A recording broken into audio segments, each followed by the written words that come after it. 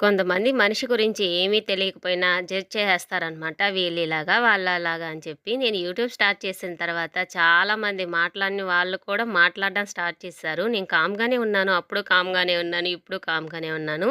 కొంతమందైతే మాట్లాడేవాళ్ళు మాట్లాడడం మానేశారనమాట. ఎదురు పడితే మొహం ముడుచుకొని వెళ్ళిపోతూ ఉంటారు. అయినా కూడా నేను సైలెంట్‌గానే ఉంటాను. ఏమి పెద్ద రియాక్ట్ అవ్వనండి. ఇలాగా, అలాగా అని చెప్పి. ఎందుకంటే నాకు తెలుసు ఎవరు ఎలాంటి మనస్తత్వం ఉంటది అని. ఎందుకంటారా? ఒక్కసారి మనతో స్నేహం చేసి, మనతో మాట్లాడడం స్టార్ట్ చేసిన తర్వాత, మన ముందు మాట్లాడిందే ఇంక గమ్ముగుంటారు కొంతమందైతేను. అలా గాకుండా మన ఎనకాల మాట్లాడతారు చూడండి, అలాంటి వాళ్ళు భలే డేంజర్ అనమాట. అలాంటి వాళ్ళతో నేను చాలా దూరం ఉంటానండి. ముందే సైలెంట్‌గా ఉంటాను. మనతో మంచిగా ఉండి, మనకి నచ్చి, మనతో ఇంకా ఫ్రెండ్‌షిప్ చేస్తే ఇంక వాళ్ళని ఎప్పటికీ వదిలిపెట్టననమాట. మంచిగానే కోరుకుంటాను వాళ్ళు మంచిగా ఉండాలని. కాకపోతే కొంతమందుంటారండి స్వార్థం అనమాట. మనిషిని చూస్తేనే ఎక్కడొస్తదోనండి తెలీదు కుళ్ళుబోత్తనం.